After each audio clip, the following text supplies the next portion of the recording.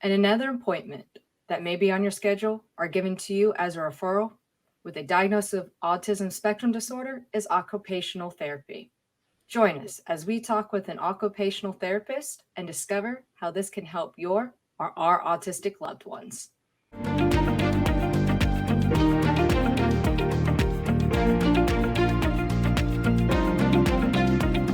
Welcome to My Spectrum Life. I'm Jessica, an autism mom. And as you can see tonight, we've got plenty of people with us to help us understand occupational therapy. You all know my friend Kelsey. Hello, I'm Kelsey. I'm currently a SPED teacher, and I'm super excited about the other two guests. Jess? And with us is Latrice, who you all know recently joined our team. Hey, Latrice. I'm Latrice Hamilton. Hi, autism mom and my licensed professional counselor who specializes in working with patients on the spectrum. And joining us tonight is our expert, Matthew, who is an occupational therapist. And yeah, he used to be Curtis's occupational therapist. Hi, Matthew. Thanks for joining us. Hey, everyone. Pleasure to be here. So, how can you help our kiddos on the spectrum is the big question. Okay. So I am Matthew Husband, and I'm an occupational therapist. I've been in practice for about 4 or 5 years now. And my motivation to get into the field is actually from my family. So my younger brother is on the spectrum. And so I was able to see him grow and develop with the help of a lot of different professionals, and in particular, occupational therapists. So I had the opportunity between my sophomore and junior year in college to intern with an OT and just loved what they did. And really what OT looks at is what are the functional skills that we have on a daily basis that could be impeded by any sort of diagnoses.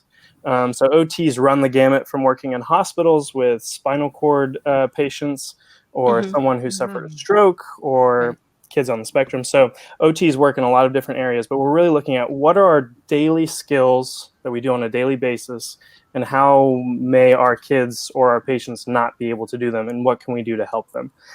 So for occupational therapists, we're really looking at those functional activities of daily living. Those are our favorite kind of buzzwords that we use. So daily living such as like what?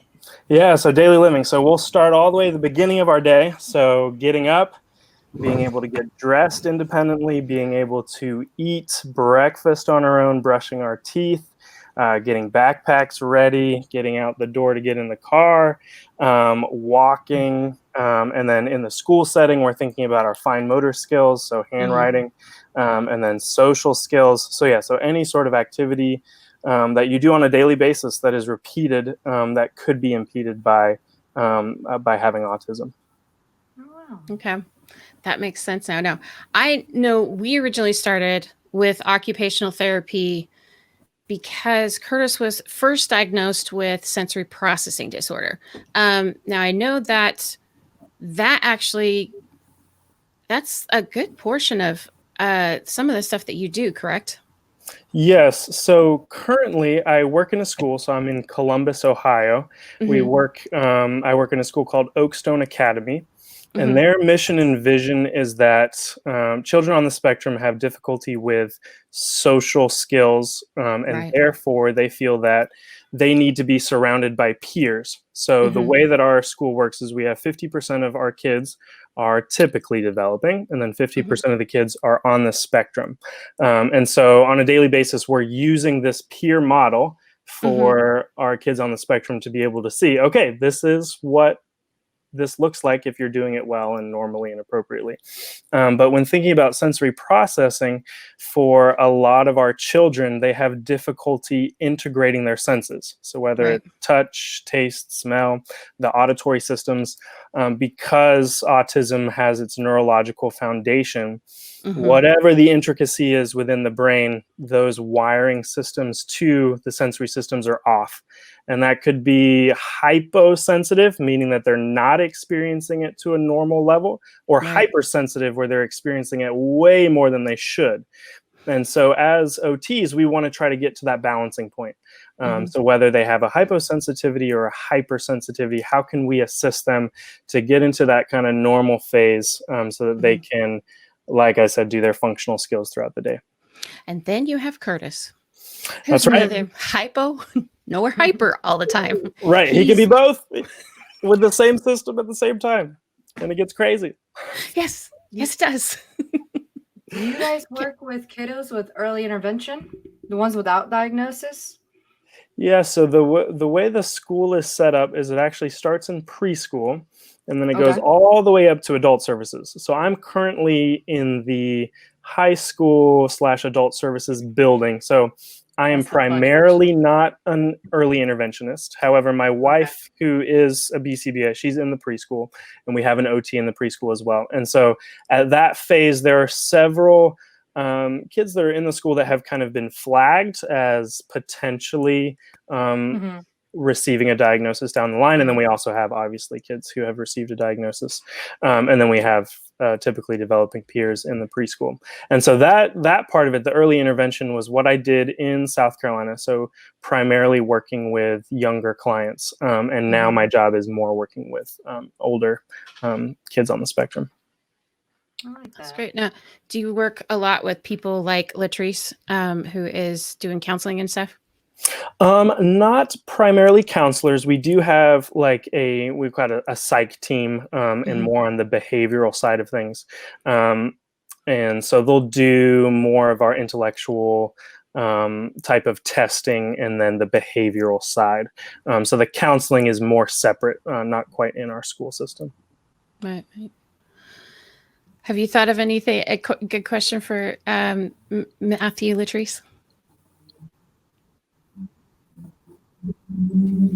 I was just thinking, like, when you're working with the school system, how do you coordinate in services for OT and private therapy? How is that correlated together? That's a good one. So in services, so being able to teach about what I do with the staff. Is that what you're asking? Making sure that what a person, what a child may be doing outside in private OT therapy, and making sure that it generalized to the school setting. Oh, yes. Oh, perfect. Oh, yeah. How is that done? Yeah. So again, I think our school is a little bit unique because we're able to do both the classroom and the private side of therapy. So I am a classroom therapist for some kids, and then I'm also a private therapist for some kids that are all in the same school. So my classroom, my IEP, ETR, classroom minutes are predominantly going to be focused on handwriting and being able to be successful within the classroom. So I'll pop in usually to the language arts class. That's a favorite for me, but I'll also pop into the gym because I can work on some different sensory stuff and different movement. And then I'll also go into math class because there's a lot of sequencing. And if handwriting isn't working very well, that can be a slippery slope for math and kids can fall behind. So when I put on kind of my classroom hat, that's what I'm really looking at, is more focused on the fine motor skills, sequencing, and how a child may be able to have modifications or adaptations within the classroom. Then for my private kids, I'm going to be working on those daily living skills. So literally last week, I was working on hygiene. So we worked on toothbrushing, we worked on flossing, we worked on cutting nails. So we're working on hygiene. We would prepare simple snacks.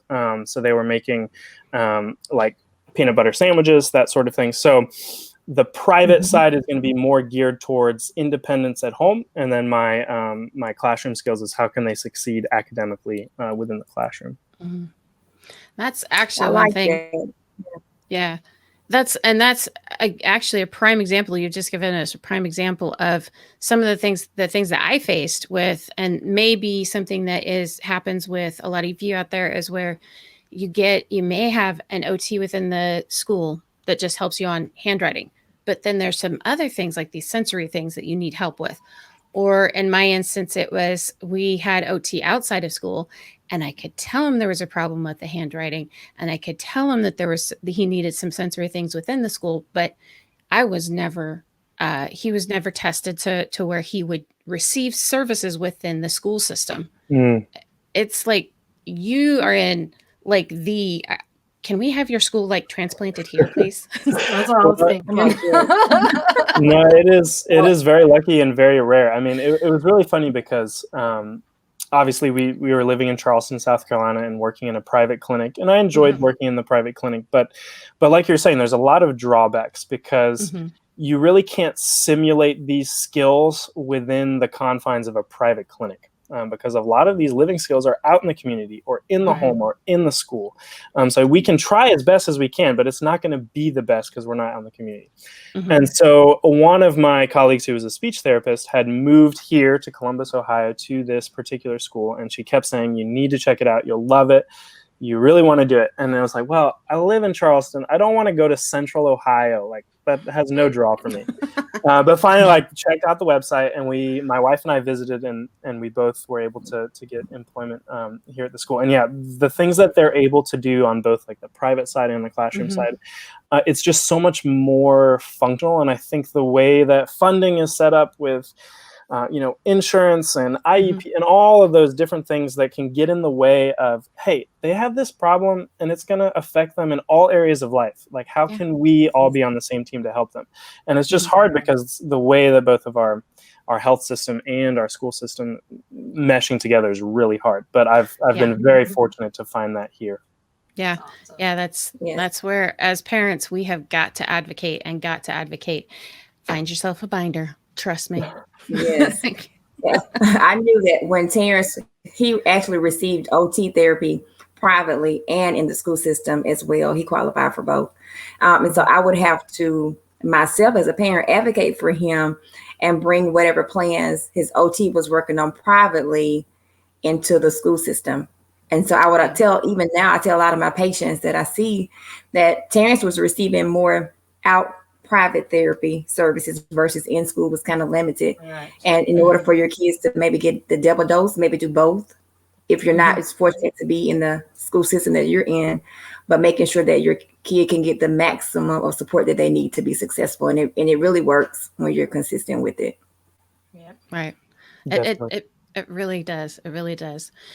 Well, we were so happy to get this look at what OT is, and actually even threw a little bit of OT private versus school in there. So leave us a comment below about whether you have both private and school, or just maybe one or the other, and how it's helped you. And any questions, remember, we always want to help you out. So send us an email to info@myspectrumlife.com, or you can find us on the web at Facebook and Instagram at My Spectrum Life, and you can find us on Twitter at My Spectrum Life with that number 1. And always, you can go to our website at myspectrumlife.com. But remember, with a lot of faith, love, and so many fidget toys, we'll make it. See ya.